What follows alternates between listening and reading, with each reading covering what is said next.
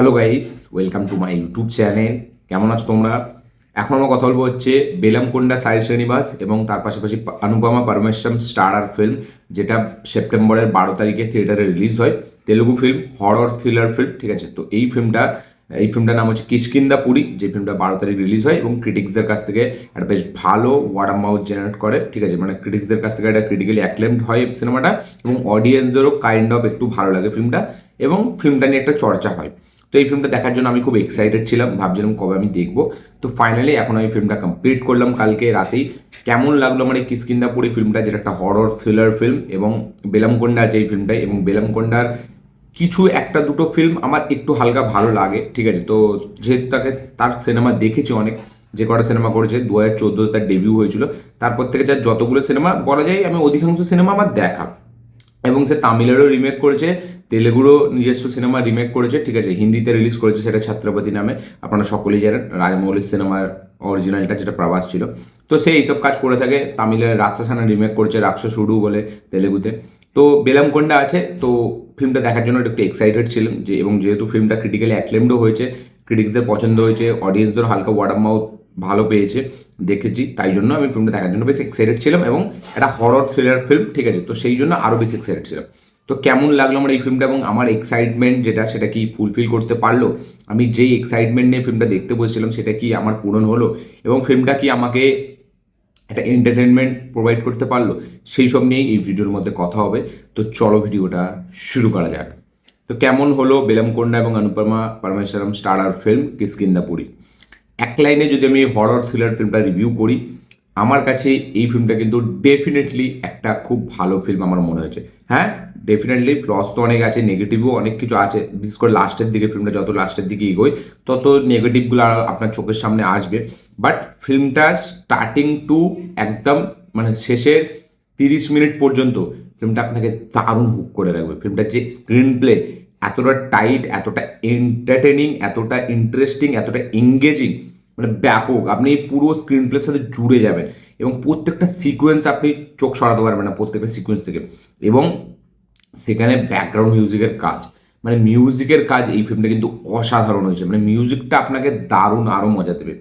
এবং আমি এই রিসেন্টলি কনজিউরিং 4 দেখেছিলাম, এবং আমি সেই মুভি রিভিউয়ে বলেছিলাম যে মানে কনজিউরিং 1 আর 2 দেখবেন, এবং কনজিউরিং 3 আর 4 দেখবেন, মানে পুরো আকাশ পাতালের তফাৎ। মানে এতটা উল্টো মনে হয়, মানে ফার্স্ট আর সেকেন্ড পার্টটা এতটা হরর এলিমেন্টসগুলো ধরে রাখে, এতটা হরর ভাইবসটা আপনাকে দেবে, যে থার্ড আর ফোর্থ পার্টটা কিন্তু সেই হরর ভাইবসটা আপনাকে কোথাও দেবে না। সেই স্কেয়ারি মুভমেন্টস, সেই জাম্প স্কেয়ার সিনসগুলো, সেগুলো কোথাও আপনি দেখতে পাবেন না।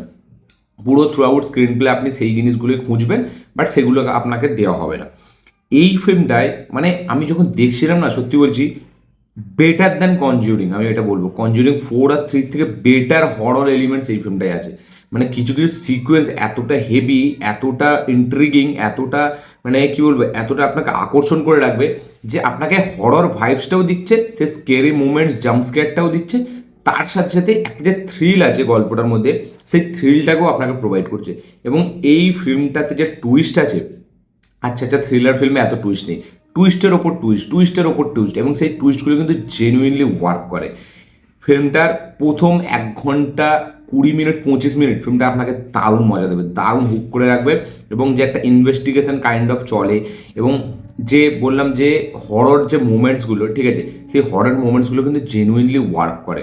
এবং এখানে স্যান্ডি মাস্টার যে পারফরমেন্স দিয়েছে, সেটা এক্সট্রা অর্ডিনারি। মানে সে তো পারফরমেন্স এক্সট্রা অর্ডিনারি দিয়েছে, তার ফ্ল্যাশব্যাক সিনে তার যে বাচ্চার যে রোলটা প্লে করেছে, তার ছোটোবেলার যে রোলটা, সেই ছেলেটা, আমি বলবো তাকে যদি ঠিকঠাক ইউজ করা হয় প্রত্যেকটা ফিল্মে, সে একদিন খুব বড় একটা স্টার হবে। কারণ তার অ্যাক্টিংটা আপনাকে দেখবেন, তাকে একটা মানে কী বলবো, একটা ওই বলে না, মানে অ্যাবনর্মাল টাইপের একটা বাচ্চা, ঠিক আছে, মানে ওই কি বলে ওটাকে, আমি এই মুহূর্তে মনে পড়ছে না। তো সেরকম টাইপের একটা বাচ্চা, এবং সেই রোলটাকে সে যেভাবে নিভিয়েছে ওই বাচ্চা ছেলেটা, সেটা দুর্দান্ত। এবং তাকে দেখেই না, মানে আপনার সেই হরর এলিমেন্টসটা মনে হবে, সেই হরর ভাইবসটা আপনাকে দেবে। এবং সেইখানে যে ব্যাকগ্রাউন্ড স্কোরের কাজ, মানে বাচ্চার সিকোয়েন্সগুলো, যখন আমরা ফ্ল্যাশব্যাকে একটা টুইস্ট দেখতে পাচ্ছি, যে অ্যাকচুয়ালিতে করছে না, কোনো একটা জিনিস করছে, বা যেটা ভাবছে সেটা নয়, এর একটা অন্যই ব্যাপার, ইলিউশন কোনো কাজ করছে, সেই জিনিসগুলো যখন রিভিল হচ্ছে, সেখানে যে ব্যাকগ্রাউন্ড মিউজিকের কাজ, এবং সেখানে বাচ্চা ছেলেটার পারফরমেন্স, তার এক্সপ্রেশন, দুর্দান্ত, মানে ব্যাপক মজা দেবে আপনাকে। এবং থিয়েটারে যখন আপনি প্যাকড অডিয়েন্সের দেখবেন না, দারুণ মজা লেগে যাবে। ফিল্মটার স্টোরি লাইনটা দারুণ, সত্যি বলছি, মানে রাইটিংয়ের কাজ খুব সুন্দর হয়েছে। গল্পটা যে এবার লিখেছে, আমি ভাবছিলাম বেলাম কন্যার সিনেমা, তো হয়তো সেই একটা জালি মার্কা, যেরকম তামিলে হরর ফিল্ম হয় বা তেলেগুতে হরর ফিল্ম হয়, মানে মেকআপ আর্টিস্টের কাজ অতটা হেভি হয় না, মানে দারুণ ওভার দ্য টপ মনে হয়, এবং ভূতগুলোকে দেখে মানে কোথাও ভূত ভূত মনে হয় না, যেরকম আমরা হলিউড ফিল্মে দেখি। বাট এইখানে পুরো আলাদাভাবে ট্রিট করা হয়। বাট এই ফিল্মটাতেও সেই মানে টিপিক্যাল তামিল তেলেগুতে যেরকম ভূত প্রেজেন্ট করা হয়, ঠিক সেরকমই, খালি চোখগুলো সাদা আর মুখটা হালকা কালো। বাট তার মধ্যে যে বিজিএম এখানে বাজছে, যে গল্পটা প্লটের সাথে যেভাবে জুড়ে আছে না, সেটা আপনাকে দারুণভাবে হুক করছে। তো ইমোশনের সাথে, প্রপার ইমোশনের সাথে যেহেতু সিনগুলো আসছে, এবং তার মধ্যে কোনো ফাজলামি নেই, এবং যেভাবে সিনগুলোর যে একটা ব্যাক স্টোরি আছে, সিকোয়েন্সগুলোর যে পে অফগুলো আমরা দেখতে পাচ্ছি, সেগুলো খুব স্ট্রং, সেগুলো দারুণ মজা দিচ্ছে, সেগুলো দারুণ সেই ভয়ের ব্যাপারটা ক্রিয়েট করছে। এখানে গল্পটা যদি আমি বলি, যে স্টোরি লাইনটা তো বললাম, তো গল্পটা আমি বলি, যে এইখানে গল্পটা হচ্ছে যে কিছু ট্যুরিস্ট তারা আসছে, তারা হরর এক্সপিরিয়েন্স করবে, যে কিছু প্যারানর্মাল অ্যাক্টিভিটিস হয়তো হবে, একটা বাড়িতে তারা যাচ্ছে। এবার এখানে অনুপমা এবং বেলমকোন্ডা, তাদের একটা টিম আছে, তারা মানুষকে মানে এমনি সব প্ল্যান করে ভয় দেখায়, মানে ভূত ভূত কিছু নেই, তারা প্ল্যানিং করে। যেরকম গোলমালে আপনি যদি দেখেন, গোলমালে এখানে যে ব্যাপারগুলো ছিল প্রথমের দিকে, ঠিক সেরকম এখানে অনুপমা এবং বেলমকোন্ডা তারা এরকম ট্যুরিস্টদের নিয়েছে, এরকম ভূত ক্রিয়েট করে ভয়ের জিনিস তারা সব দেখায়। তো একদিন তাদের সামনা হচ্ছে একটা রেডিও স্টেশনের সাথে, যেখানে কিনা এই ট্যুরিস্টগুলোকে তাদের নিয়ে যেতে হবে, বাট তাদের কাছে কোনো প্ল্যান নেই।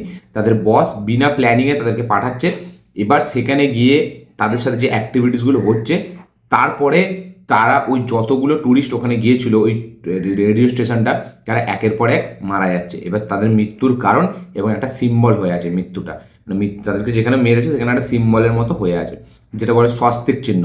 তো এবার কি কানেকশান এই স্বস্তিক চিহ্নর সাথে এই রেডিও স্টেশনের, এবং এই রেডিও স্টেশনে যাওয়ার পরেই কেন এই মানুষগুলোর মৃত্যু হচ্ছে, এবং এই যে আমাদের হিরো এবং হিরোইন যারা এর সাথে গিয়েছিল, রাঘবের যে ক্যারেক্টারটা, যেটা আমাদের হিরো, এবং ম্যাইথালি যে হচ্ছে আমাদের অনুপমার ক্যারেক্টারটা, এরা দুজন ফাইনালি শেষ পর্যন্ত কি এরা বাঁচতে পারবে, নাকি এরাও মরে যাবে ওই বাকি সবাইয়ের মতো, এবং কি আছে ওই রেডিও স্টেশনে, কি তার ফ্ল্যাশব্যাক, কি তার গল্প, কি তার পাস্ট, সেই সব জানতে গেলে আপনাকে এই ফিল্মটা দেখতে হবে। জি5-এ অ্যাভেলেবেল আছে। তো স্টোরিটাকে যেভাবে এখানে রেখেছে সেটা কিন্তু হেভি। মানে আপনারা যদি স্পাইডারে যদি আপনার ওই মানে এস জে সুরিয়ার যে ফ্ল্যাশব্যাকটা, সেটা যদি আপনারা দেখেন, বা রাতসাসানে যদি আপনারা ওই যে যে আমাদের ভিলেন অ্যান্টাগনিস্ট তার যে ব্যাক স্টোরিটা যদি দেখেন, তো সেই রকম টাইপের একটা ব্যাক স্টোরি, সেরকম টাইপের কিন্তু একটা ফ্ল্যাশব্যাক এখানে রাখা হয়েছে। এবং যেখানে কিন্তু পারফরমেন্স ওই বাচ্চা ছেলেটা এক্সট্রাঅর্ডিনারি দিয়ে দুর্দান্ত পারফরমেন্স দিয়েছে। এবং সেখানে বড় বেলাস চিনে স্যান্ডি মাস্টার, হ্যাঁ স্যান্ডি মাস্টারকে যখন দেখিয়ে দেয় না, মানে ভূতটাকে যখন রিভিল করে দেয়, তারপরে না আপনি সেই মানে মুমেন্টসগুলো না আপনি সেই ইম্প্যাক্ট আপনার উপর ফেলতে পারে না। কারণ যেহেতু আপনি জিনিসটাকে দেখে নিয়েছেন, এবং জিনিসটা না কোথাও যে ভূতের যে মেকআপটা, সেটা অতটা হেভিভাবে হয়নি, মানে মানে কী বলবো, মেকআপের কাজ অতটা হেভিভাবে হয়নি আমার যেটা মনে হলো। বাট তাকে একটা কাইন্ড অফ একটা সুপার ভিলেন হিসেবে ট্রিট করে ফেলেছে, মানে এই স্যান্ডি মাস্টারকে, যেটা আমার একটু নেগেটিভ লেগেছে।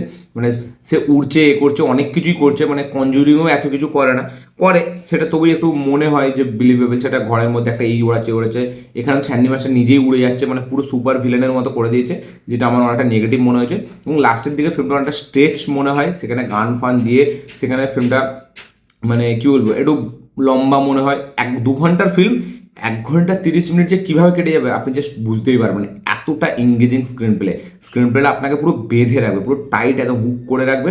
স্ক্রিন প্লেটা আপনাকে কোথাও গিয়ে একটু ভাবেও আপনার চোখ সরাতে দেবে না, স্ক্রিন প্লেটা এতটা টাইট, এতটা হেভি।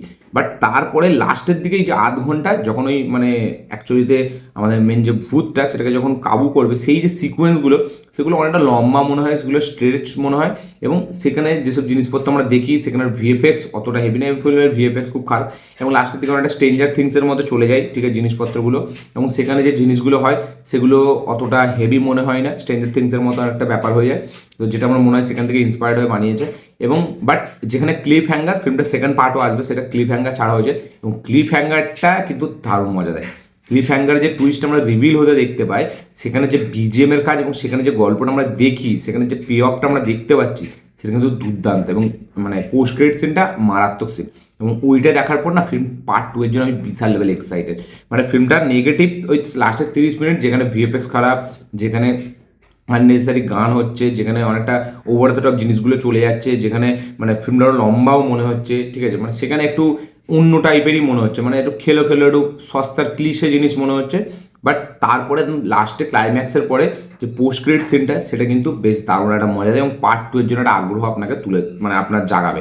এবং ফিল্মটা প্রথম থেকে কিন্তু দারুণ হুক করে দেয়, এবং প্রথম থেকে যেভাবে গল্পগুলো রিভিল হয়, যেরকম টুইস্ট অ্যান্ড টার্নস আছে, সেগুলো বেশ ভালো। পারফরমেন্স যদি কথা বলি, বেলমকোন্ডার অন্যান্য ফিল্মের থেকে এই ফিল্মের পারফরমেন্স যথেষ্ট ভালো।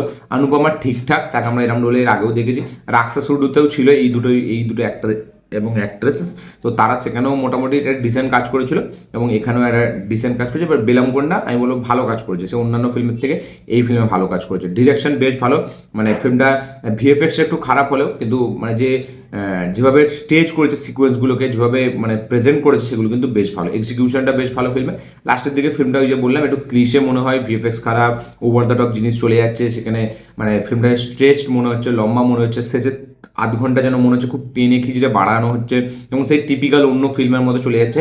এই ফিল্মটার যে একটা ইউনিকনেস ছিল, সেই ইউনিকনেসটা কোথাও গিয়ে হারিয়ে ফেলছিল এবং ফিল্মটার স্টার্টিং থেকে যেভাবে মিস্টিরিয়াস ব্যাপারগুলোকে ক্রিয়েট করে, তো তার পে অফটা যেভাবে হওয়া দরকার ঠিক সেইভাবে হয় না।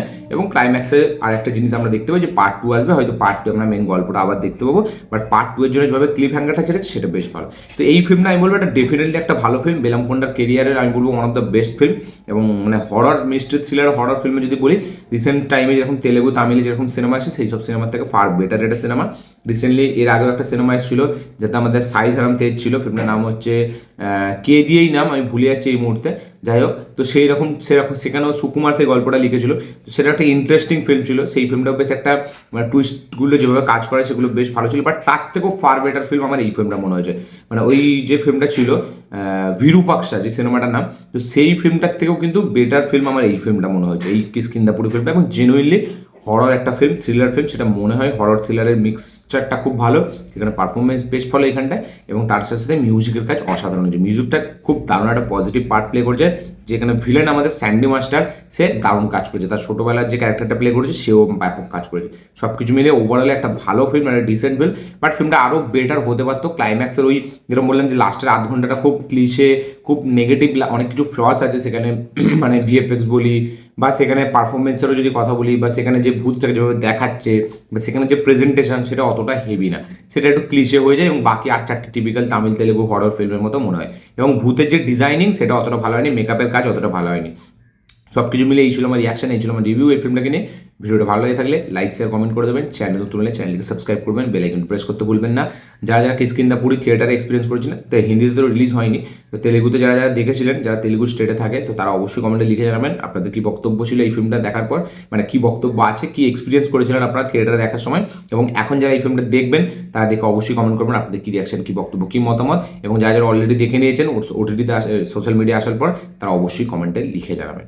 তো এই ছিল আমার রিভিউ, এই ছিল আমার রিয়াকশন। ভিডিওটা ভালো লাগে থাকলে লাইক শেয়ার কমেন্ট করে দেবেন, চ্যানেল নতুন হলে চ্যানেলকে সাবস্ক্রাইব করবেন, যেরকম বললাম বাকি সব করে দেবেন। দেখা হচ্ছে পরের ভিডিওতে, ততক্ষণের জন্য বাই।